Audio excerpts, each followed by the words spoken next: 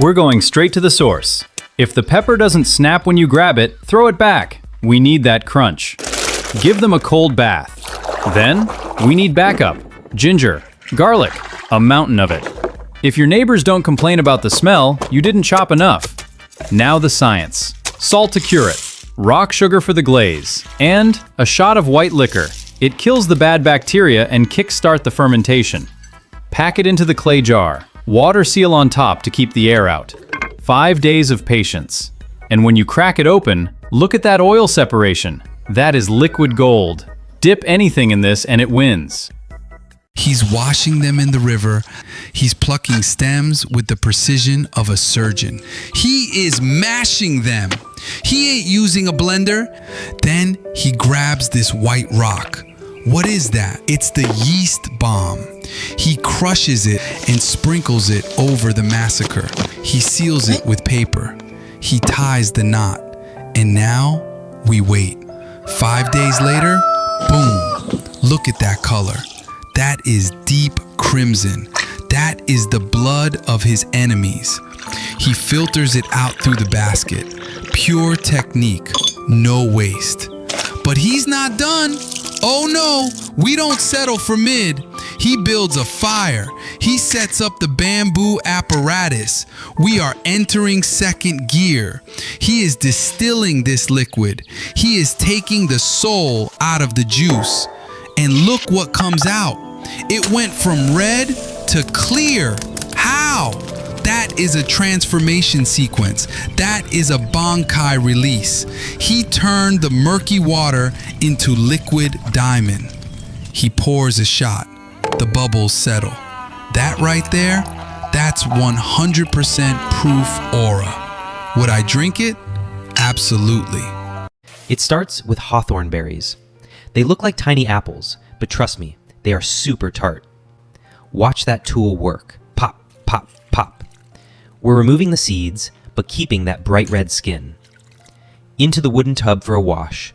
Then they go into the steamer. We aren't boiling them, we're steaming them until they are soft, tender, and falling apart. Now the stress relief. Mash them up. But we don't just want mash, we want perfection. So we force it through a fine sieve. See that? All the skins and fibers get left behind. We only want that smooth, silky, velvet puree. Now, the chemistry. Sugar and water go into the wok. Boil it down until you get a bubbling, clear syrup. Drop that red gold in. This is the workout. You have to mix, fold, and stir while the heat is on. You watch it transform from a wet paste into a thick, glossy, volcanic lava. It gets darker, stickier, and shinier. Pour it into a lined tray. Spread it out. Smooth it down.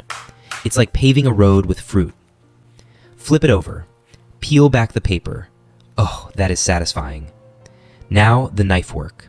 Slice it into strips. It's sweet, it's sour, and it has a texture like a natural gummy bear. Skewer it up and ready to eat.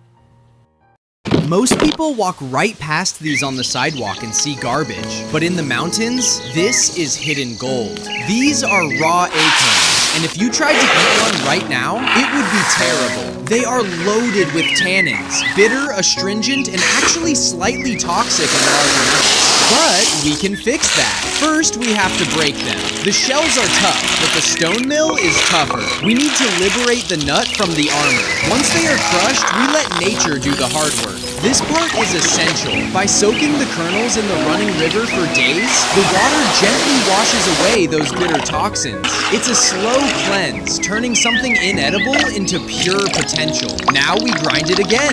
Look at that. It turns into a rich, starchy milk. We filter out the grit, and what's left is the soul of the acorn. Into the wok. This is where magic happens. We boil the starch, stirring constantly. Watch it change. It goes from watery milk to a thick, glossy, molten lava. It smells like earth and autumn. After cooling all night, look at that wiggle. Acorn tofu. It's firm, cool, and smooth, but it needs a soulmate. Fresh garlic, chilies, cilantro, soy sauce, and the final touch? Sizzling hot oil. From a bitter nut on the ground to a bowl of spicy, savory perfection. Stop scrolling. See these green papayas? First, the harvest. We don't want them ripe. We need them rock hard and fresh from the tree. Wash them in the cold river water to get that mountain clean. Peel back that tough emerald skin to reveal the white flesh inside. Now the real work, shredding. We aren't making chunks. We need thousands of fine, uniform strips. This maximizes the surface area so the magic can happen. We take traditional yeast balls and crush them into a fine, white dust. Sprinkle it over the top like snow, golden wild honey to feed the reaction. Get your hands in there. Mix it until every single strand is coated and sticky. Seal it airtight with paper and rope. We let nature take the wheel. Inside that dark jar, the sugars are breaking down, bubbling up, and turning into alcohol. But we aren't done. We need to purify it. Fire up the wood stove. We boil the fermented mash. The alcohol turns to steam, rises up, hits the cooling tube, and condenses back down. Look at that flow. It went from a green fruit to a crystal clear, high-potency spirit.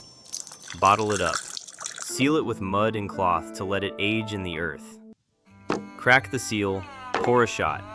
Paired with a spicy roast chicken, that is the ultimate reward. Tell me, would you take a sip of this? Underneath these dark velvet stems, the earth is hiding a secret. You have to dig deep to find it. These are taro roots.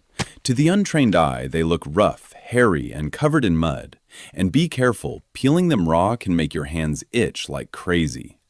But once we wash away the mountain dirt in the cold stream, look at that, pure snowy white. Now, we don't just eat them, we transform them. We steam the roots until they completely surrender. See that? Soft, malleable. We smash them while they are still steaming hot. Here is the secret. We aren't making mashed potatoes, we are making a dough. No wheat wrapper can match this texture. By mixing the mashed taro with starch, the skin becomes naturally chewy, bouncy, almost translucent. Now for the soul. Fresh spring onions, minced pork, a heavy splash of dark soy. We fold the sticky taro dough around the filling. It's delicate work. Into the rolling boil they go. Watch them. They don't just float, they dance when they're ready. But a dumpling is naked without its bath. Deep red chili oil, crunchy chickpeas, vinegar for the bite. The moment of truth.